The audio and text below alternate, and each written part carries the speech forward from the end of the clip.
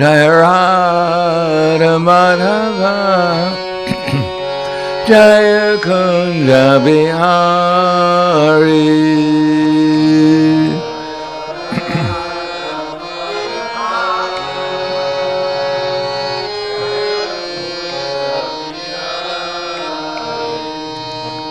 Jaya Radha Madhava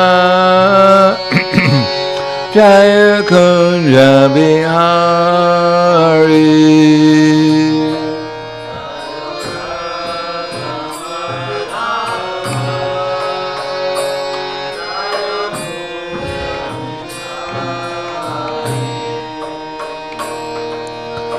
Kopidana Bhalabha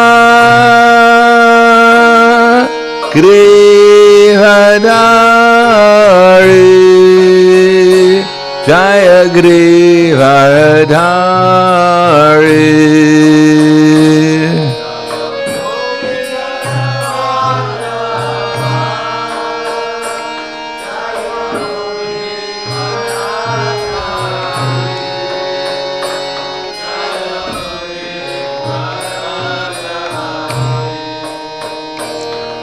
Kopidana Bhalabha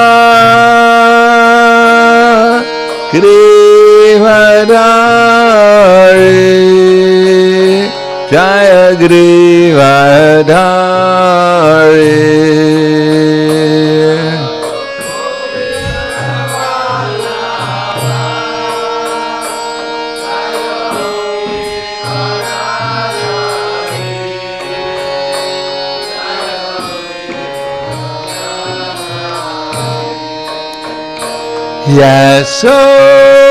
Yasodanandana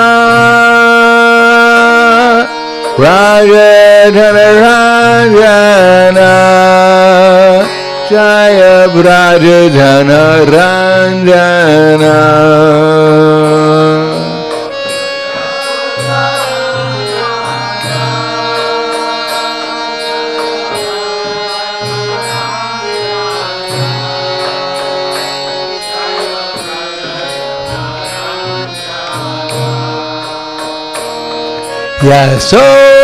Yasodanandana Rajadhana Ranjana Jaya Brajadhana Ranjana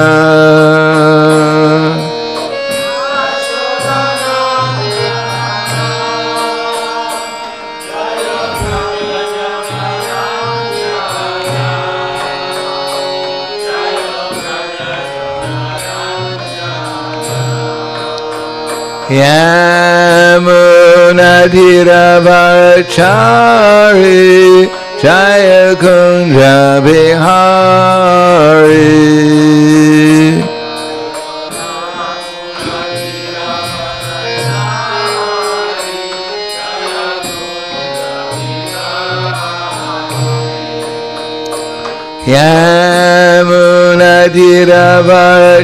Yamunadhiravachari Jaya Kunja Bihari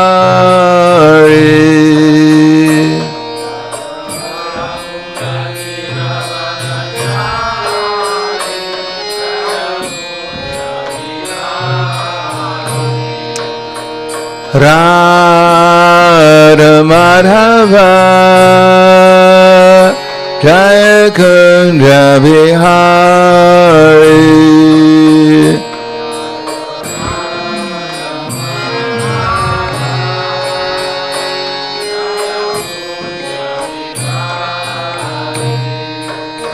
Jaya Radha Madhava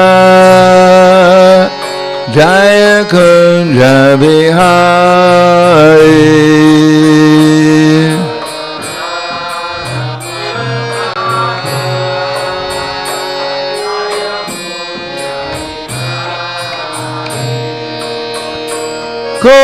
Kopidana Bhalabha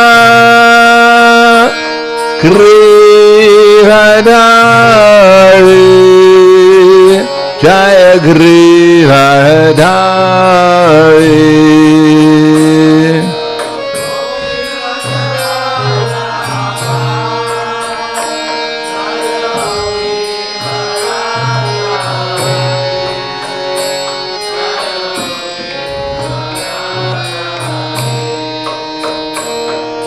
Gopijana Ballabha Grivadari Jaya Grivadari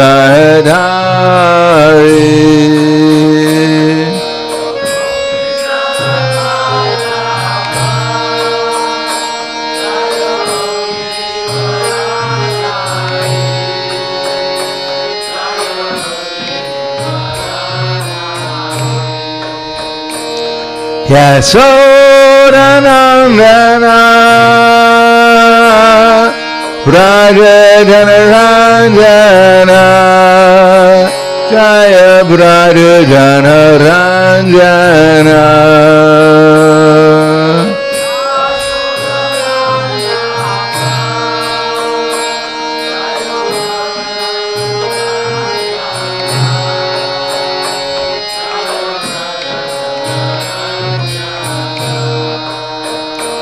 Yasodanandana Brajajanaranja Jaya Brajajanaranja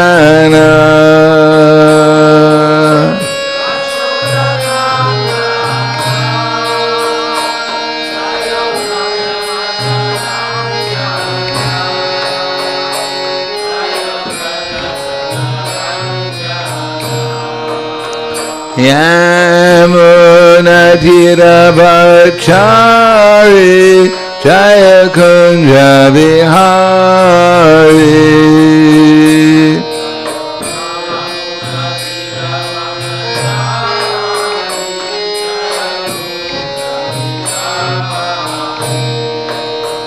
Yamunatira-bhakshari Jaya Kunja Vihari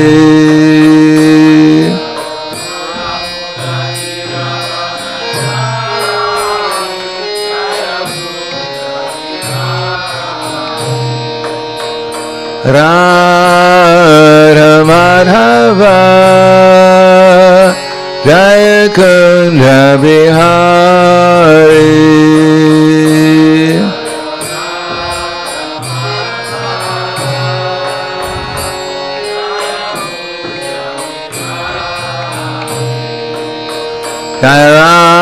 Radha Madhava Jaya Kunja Vihari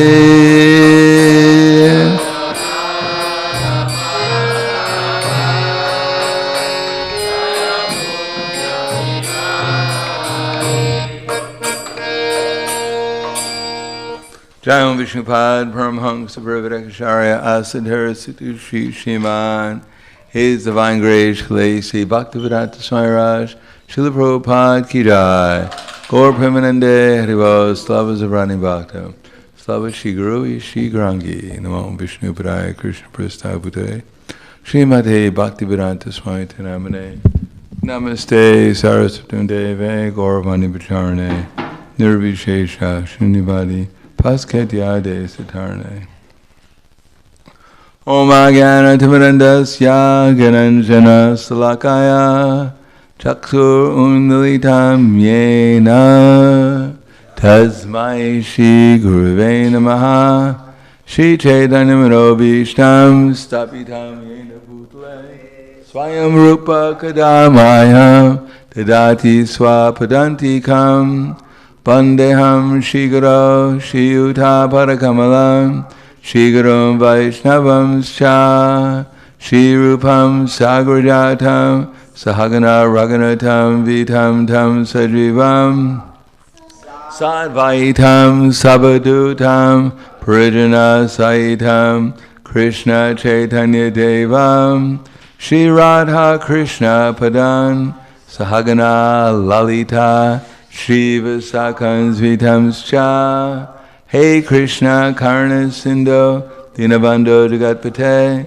Gopesha Gopika Kanta Radha Kanta Namostute Tapta Kanchana Gaurangi Radhe Vrindavaneshwari Prishubhanu Sutta Devi Pranamami Hari Priye Vanchakapatrubhyascha kripasinubhyevacha Patitanam Pavanebhyo Vaishnavebhyo Namo Namaha Shri Krishna Chaitanya Pranityananda Shri Advaita Gadadhar Shivasati Gaura Bhaktivinoda Hare Krishna Krishna Krishna Hare Hare Hare Rama Rama Rama Hare Hare Om Namo Bhagavate Vasudevaya Om Namo Bhagavate Vasudevaya Om Namo Bhagavate Vasudevaya Srimad Bhagavatam, Canto 8, Chapter 3, Gajendra's Prayers of Surrender, text number 5. Kalena Panchatvam Iteshu Kritsnasho Lokeshu Paleshu Chasarvahetushu Tasmat Tadasid Gahanam Gabiram Yatastasya Pare Vivirite Bibu Kalena Panchatvam Iteshu Krishna So Lokeshu Paleshu Chasarvahetushu Tasmas Tadasid Gahanam Gabiram Yastasya Pare Bibi Rajate Bibu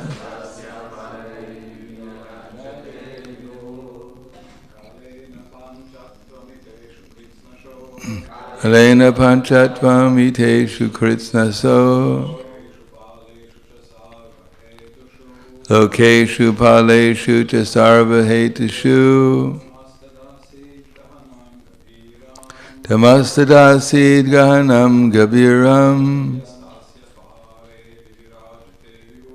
Yastasya Pare Vivirajate Vibu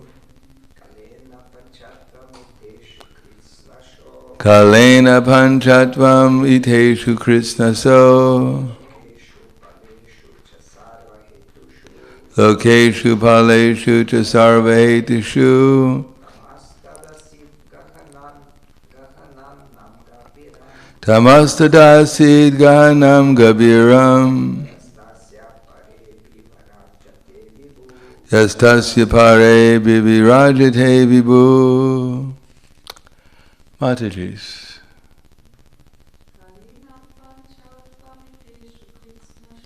Kalena Panchatvam Iteshu Kritsna So Lokeshu Paleshu Chasarvahetushu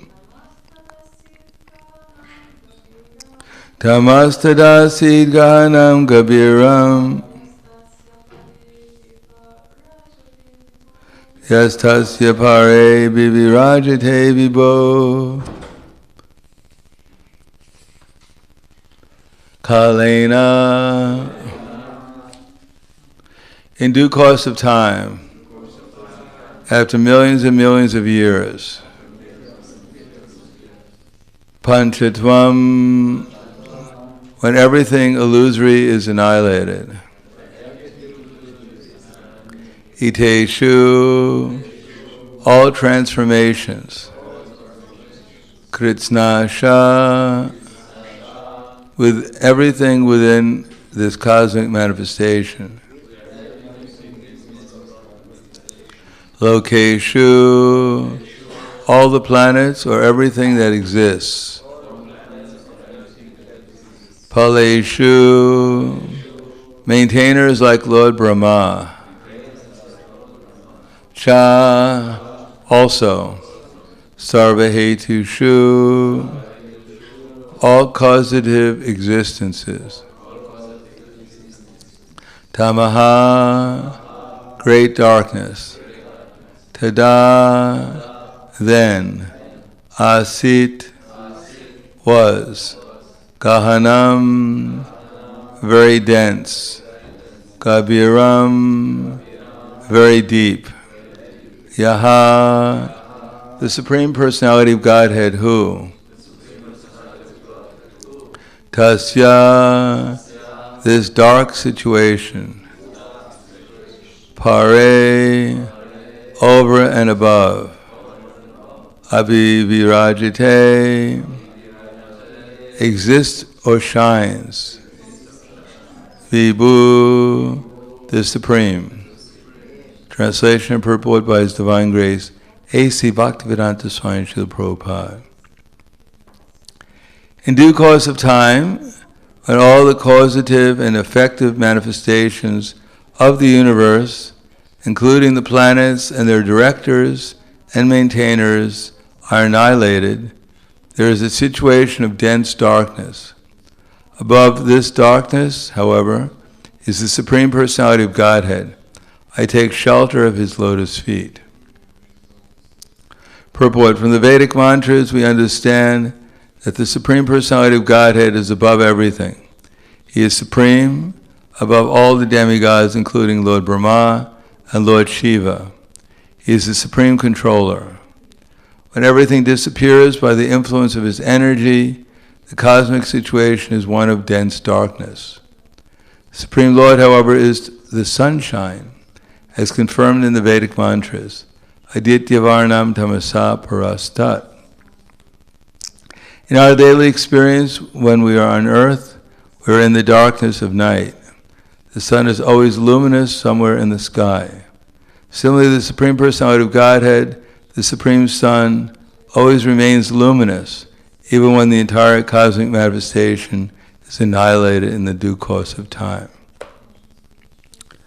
Text number 6. Niyasya deva rishaya padam vibur jantu punakor hati gantu iritum yatanatasya kriti vira vichestato duratyaya nu kramanasa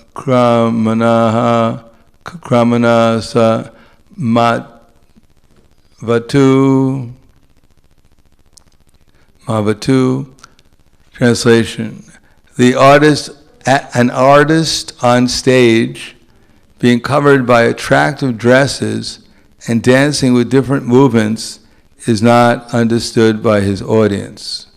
Similarly, the activities and features of the Supreme Artist cannot be understood even by the demigods or great sages. Certainly not by those who are unintelligent like animals. Neither the demigods and sages nor the unintelligent can understand the features of the Lord, nor can they express in words His actual position. May that Supreme Personality of Godhead give me protection. Purport. A similar understanding was expressed by Kunti Devi. The Supreme Lord exists everywhere, within and without. He even exists within the heart. Savasya chaham ridhi sanavishto ishvara sarabhutanam rideshe orjanatishtati. Thus it is indicated that one can find the Supreme Lord within one's heart. There are many, many yogis trying to find Him. Dhyana vastita tadgatena manasa pashanti yam yoginaha. Nonetheless, even great yogis, demigods, saints, and sages have been unable to understand the bodily features of that great artist, nor could they understand the meaning of his movements. What then is to be said of ordinary speculators, like the so-called philosophers of this material world? For them it is impossible to understand. Therefore we must accept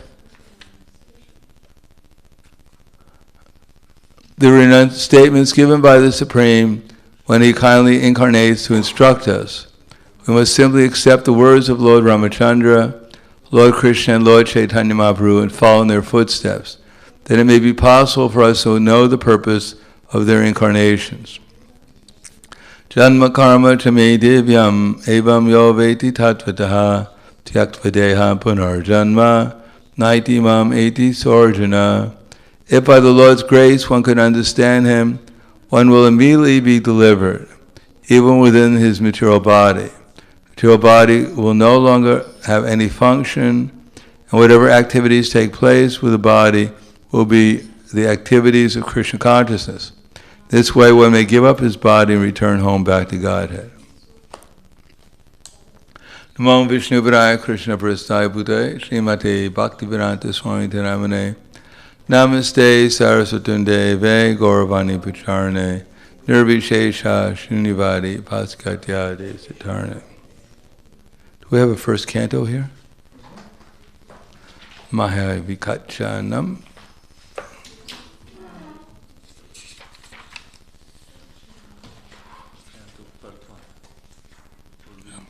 No, it's chapter 7.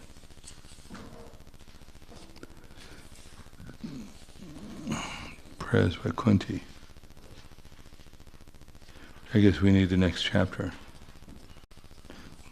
The second part is... Yeah.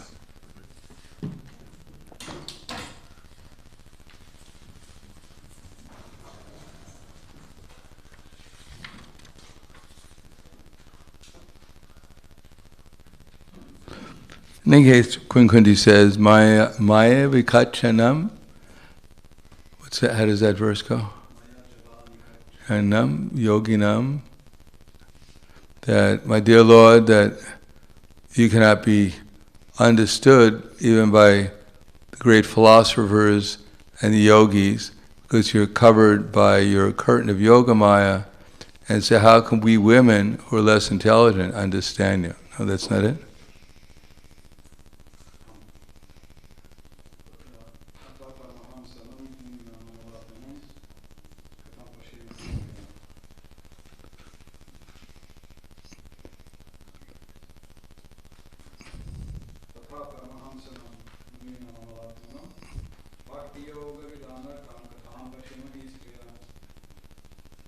You yourself descend to propagate the transcendental science of devotional service into the hearts of the advanced transcendentalists and mental speculators who are purified by being able to discriminate between matter and spirit. How then can we women know you better? But that's not the verse we're looking for. The next, Maya Vikachana, is about the curtain being covered by your yoga maya potency. Was that? Before that? Yeah. Yeah, sure.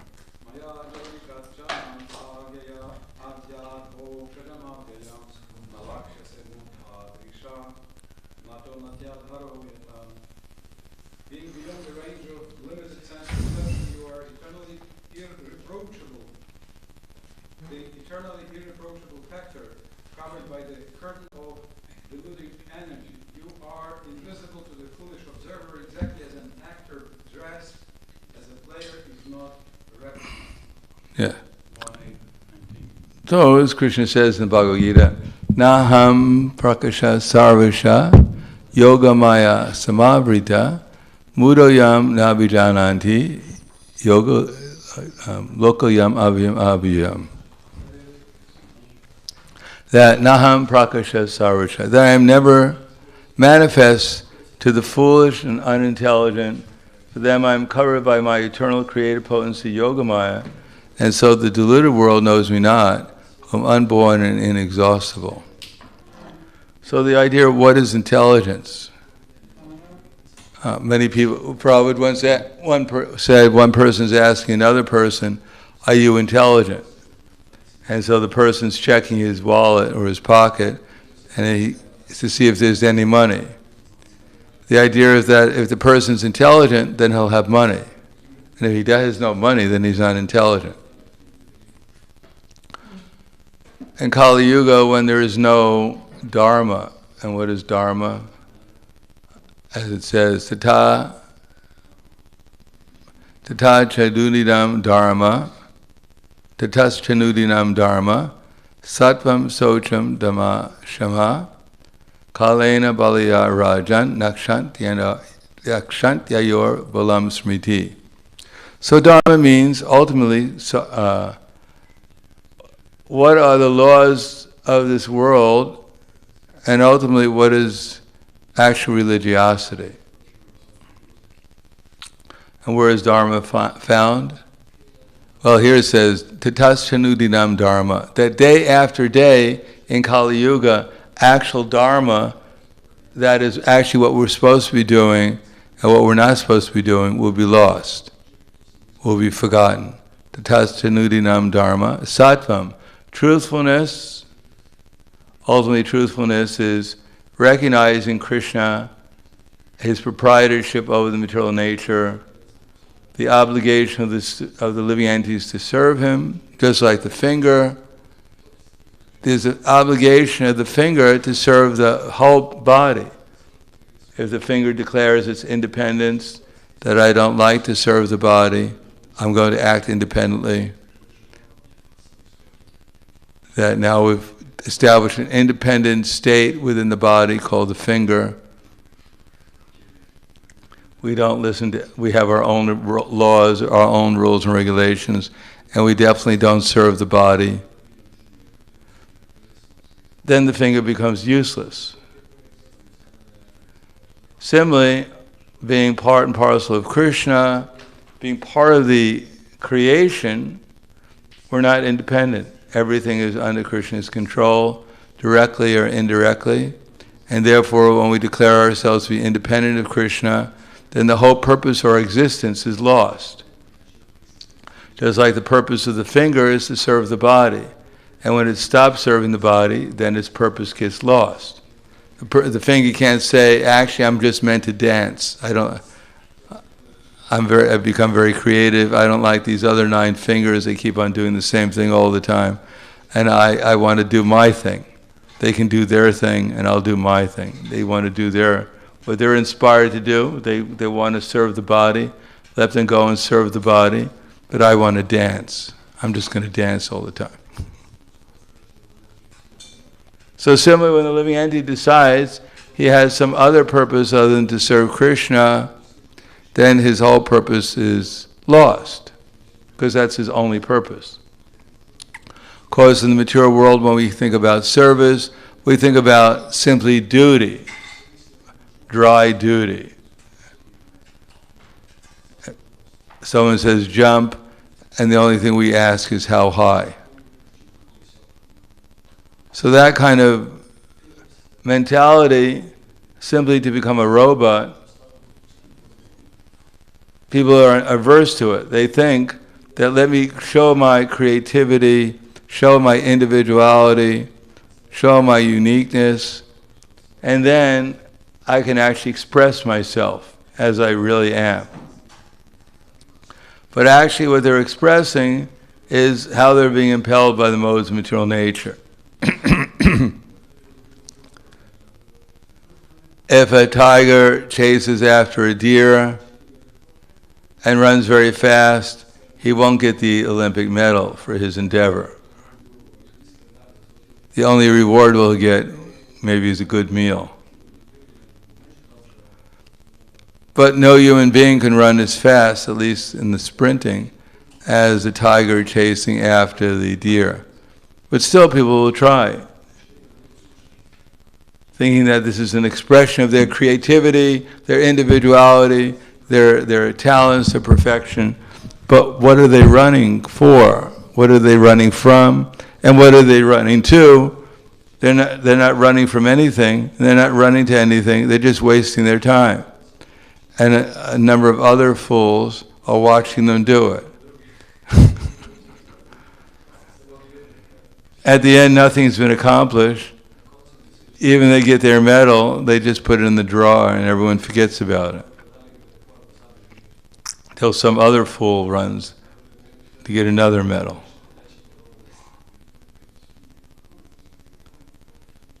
Therefore, without understanding what we're actually supposed to be doing, everyone's just running around in circles, chasing after their tail, and never quite being able to catch it.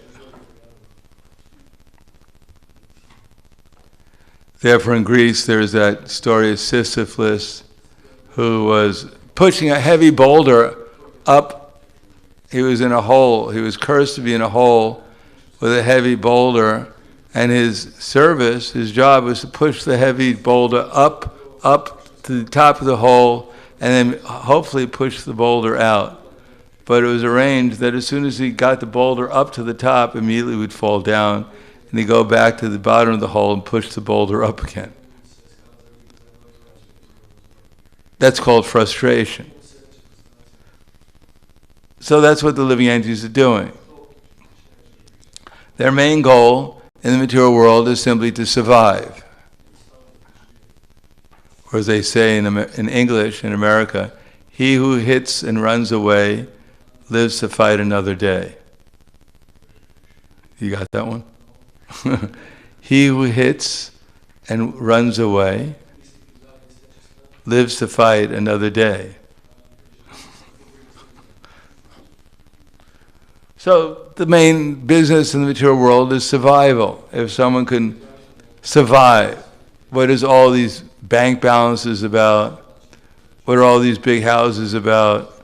What is all our athletic training about? What is taking our vitamin pills about?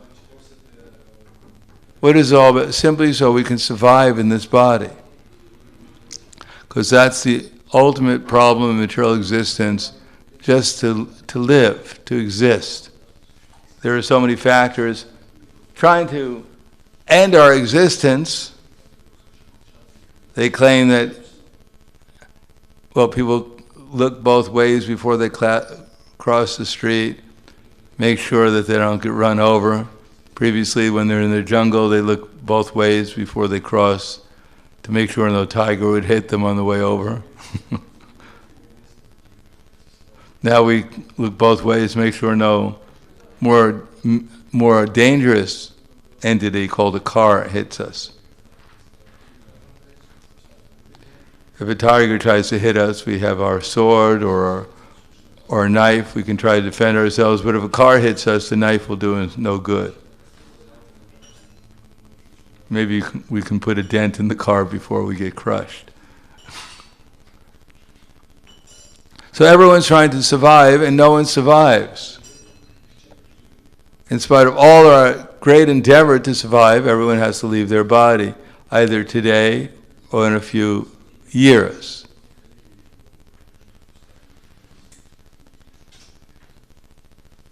But people don't see that. Napashyati, napashyati. They don't see, they're not even questioning, why do I have to die?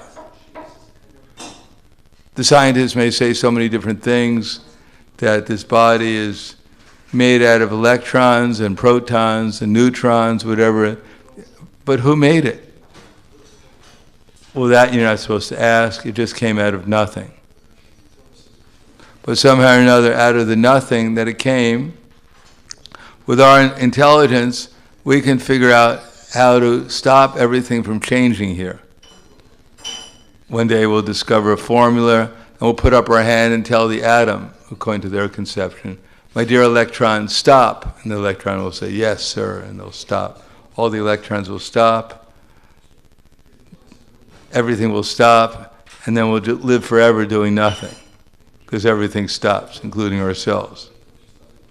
So people are living in this imagination that somehow or another everything came out of nothing, and by the intelligence of the scientists, we can solve all our problems, especially old age, disease, and death.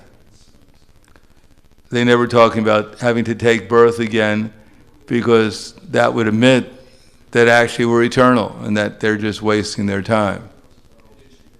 And what's the problem? Naha prakasha sarvasha. Krishna is not manifested. The missing link are not the apes. The missing link is Krishna. The missing link to our actual existence is Krishna. But because Krishna is not manifest to us, nothing makes any sense, because we've added 1 plus 1 and we've gotten 5. And we're trying to convince everyone that that's correct. And anyone who says that 1 plus 1 is 2 must be a fool.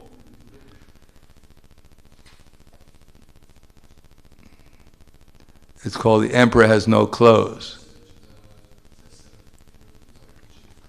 So similarly, as explained here, that with a little intelligence we can see through the falsity of modern society based upon adharma, no truthfulness. They cannot even admit that their body is changing, but they're not changing, therefore they're eternal. Because if they do that, if they accept that, then that means, since they won't give up their sense gratification, their sinful activities, that means that they're going to have to face soon some unknown existence where they may have to suffer because of all the sinful activities that they've done. Therefore they've made light out of the existence of God. God is some old man sitting on a throne. Sometimes they depict him as having no face. All he has is a big scoreboard made by Apple now. He's gotten it because Apple came out with a new chip, and therefore God is rich enough he can afford the new model.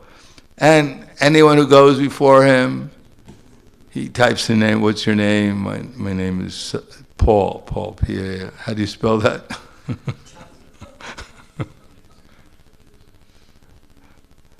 Paul. And then all the sinful activities and pious activities go up on the screen.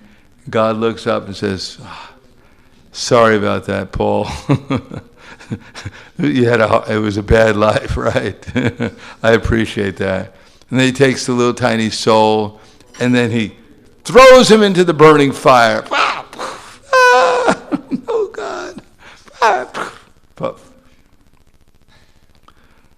And all the angels gather around because it's the most exciting thing that's happened there for a long time. They say, can you throw in another one, God? Wow, that was cool. Wow. Little fireworks. Wow, that one came out green. Can you throw in a red one, see what happens?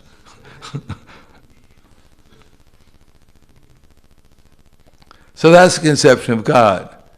And if you're pious, you spend your whole life doing pious activities, then God hands you a little harp or a little horn, and you spend the rest of your eternity. Yeah, glory is God, glory is God, glory is that old guy. Glory, boop, boop, boop, glory God. And after a few 100,000 billion years, you start thinking, wow, this is really boring. And they go up to God and say, God, please do me a favor. Can you throw me into hell? Because I heard at least there's some rock music down there. Something to dance by. So this conception of God is definitely not very attractive. And therefore the only alternative people have is just to gratify their senses. They can't hear that they're not their body, because that has so many implications that they're eternal, and they may have to eternally suffer for all the sinful activities that they're doing. So they rather just close their minds to any real knowledge and simply listen to the news to be distracted from reality. And what to speak of someone who explains the existence of Paramatma who's watching us. We're afraid of the NSA, whatever else we've devised to spy on us, but to think that there's a person in our heart watching everything we're doing. He knows every internet address that we've ever watched.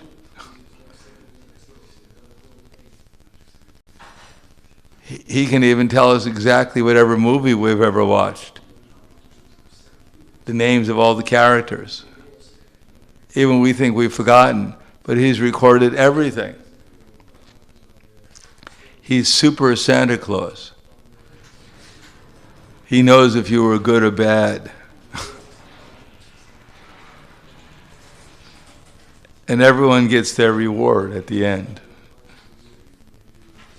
So this is inconceivable, or it's not inconceivable, it's actually logical that there's a person giving us remembrance, knowledge, and forgetfulness. If we thought how can there be a person doing that for everyone? Then we have to answer the question, why is it sometimes I can remember something and sometimes I can't?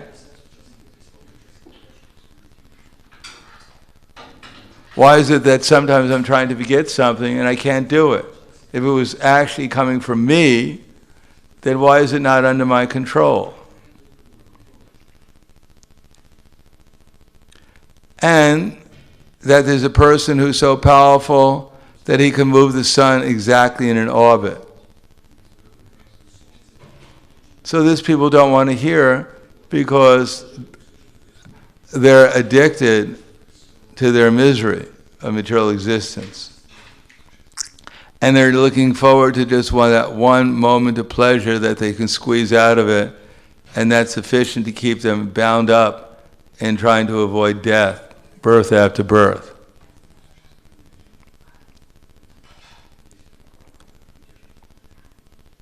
But if one can hear about Krishna, even if one cannot understand completely about Krishna, if one can hear Krishna's instructions in Bhagavad Gita, beginning from our eternality to the fact that Krishna is our guide, and he can guide us towards our eternality, our eternal existence, and that Krishna is actually our friend because he's giving us heat and light, he's giving us air and water, he's giving us food, he's giving us intelligence, he's giving us so many things to guide us towards an eternal existence.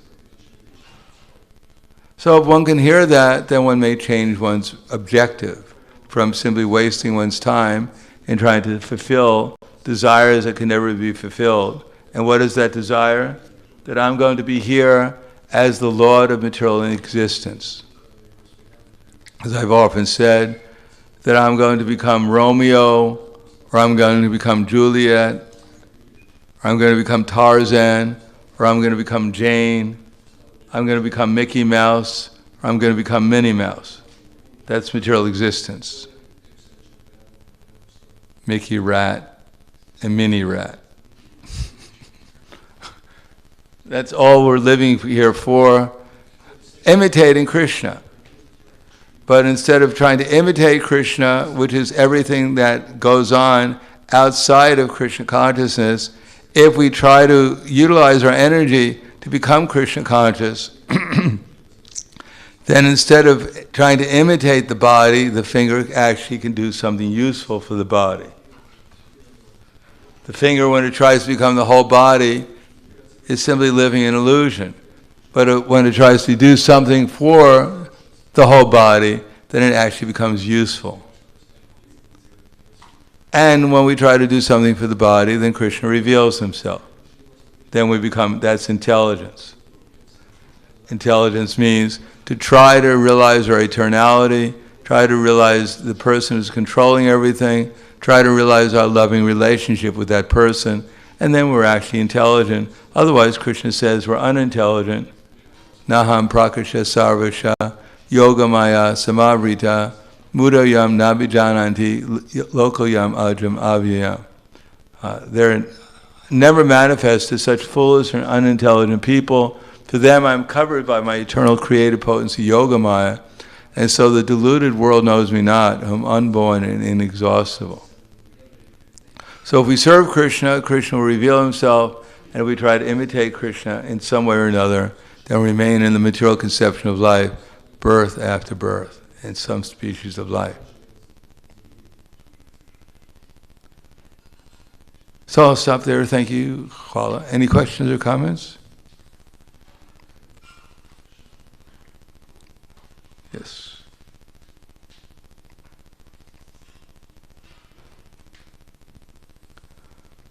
Hare Krishna Maharaj. So the question is about you spoke about this conception of God that we go to heaven and we do the same thing. And how can we avoid that sadhana bhakti becomes like this, like boring? Pay attention to it.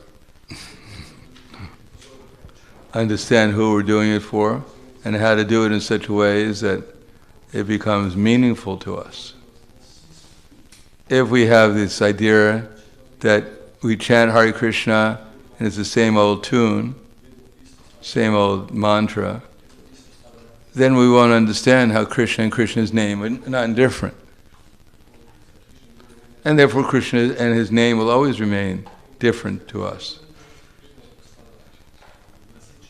Then we have to use our intelligence. Am I eternal?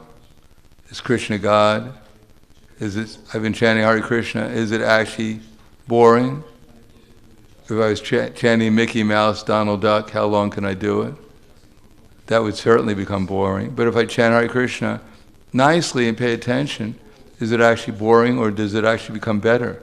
The more I put an effort into it, does it actually become nicer to me? So we have to be thoughtful. Tatchadidana Muniyo, Jnana Vairagya Yuktaya. So thoughtful men, we have to become thoughtful, introspective.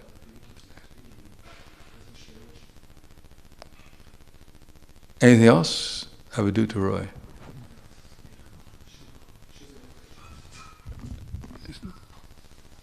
After Avadhuta Roy. I have some doubt that Krishna wants to give a Brahman realization to his devotees. Perhaps yes to Jnana Mishra Bhaktas. But if the devotee would experience the bliss of Brahman, he could give up bhakti. No, Krishna wants to give all the realizations to this devotee, including Brahman. Brahman's the effulgence of Krishna. So why, when you become conscious of Krishna, you don't realize his effulgence also? If you read the Goswami's literature, they're always, Krishna, his body is very impressive.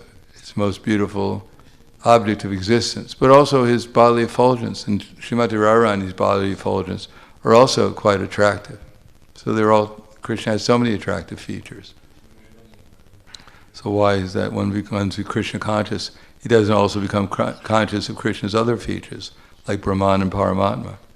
He becomes conscious of everything about Krishna. But they all remind him of Krishna. They're not separate from Krishna. Just like if you become conscious of the tree, you become conscious not only of the roots, but the branches and the leaves also. They're all appreciated. Anything else? Yes, one more. Queen Kunti wanted Krishna to serve her family affection, to sever her family affection. But why, if the Pandavas are devotees dear to Krishna? For example, would it be a good idea that I also sever all my affection for all devotees? But I wonder how. Well, I don't think you have to worry about that. We have to worry about that. First, we have to develop affection for all the devotees before we can sever it. But that's explained. Queen Kunti, she didn't give up her spiritual affection for the Pandavas because they were related to Krishna, or for her relatives because they were all related to Krishna. She was talking about her material attachment, so-called material attachment to them. But she really didn't have any material attachment. This is just her humbleness. She was praying like that. But she loved her sons because they were all devotees of Krishna. But she was just praying as if she was an ordinary person. That's called humility. So,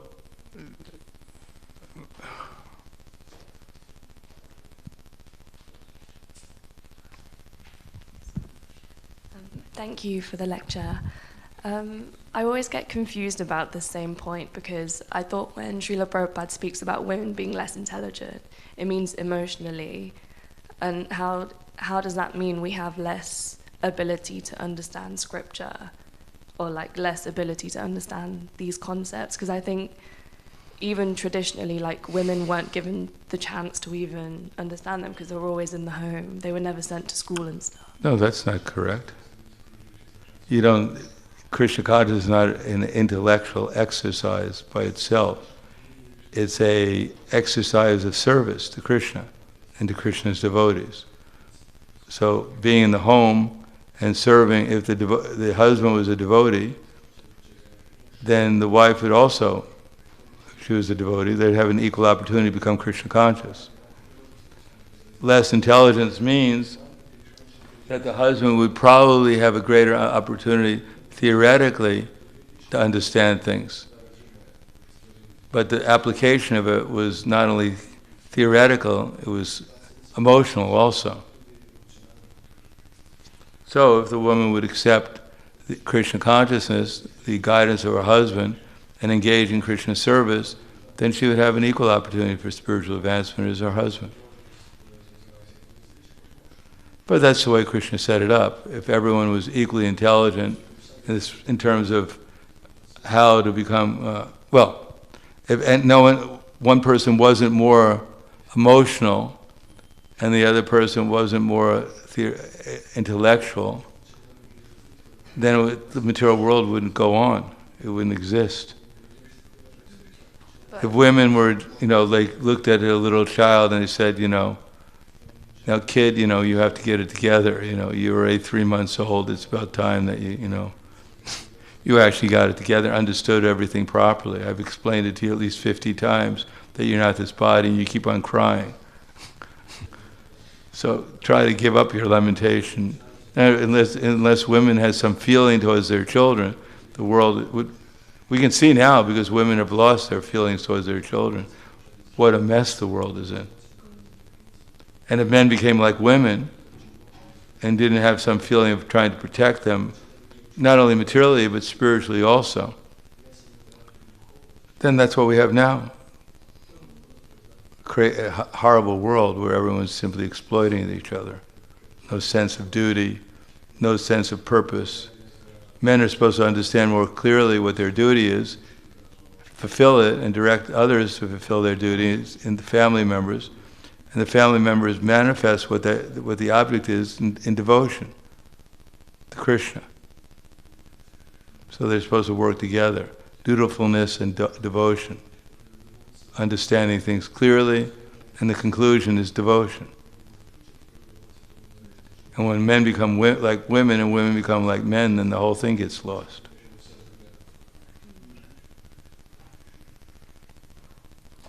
Or as Prabhupada once told one of the Maharaji said, was asking Prabhupada, is it true that women are less intelligent?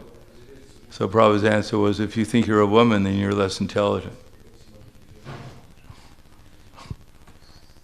Because we're not these bodies, we're not men and we're not women, we're Krishna's servants. And if we serve Krishna, then we'll become perfect. Whoever we think we are. We thought we were, at least.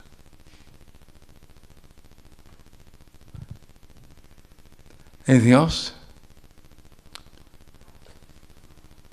Grandhara Srimad Bhagavatam ki jai, Srila Prabhupada ki jai, Gaur Premanande Haribo.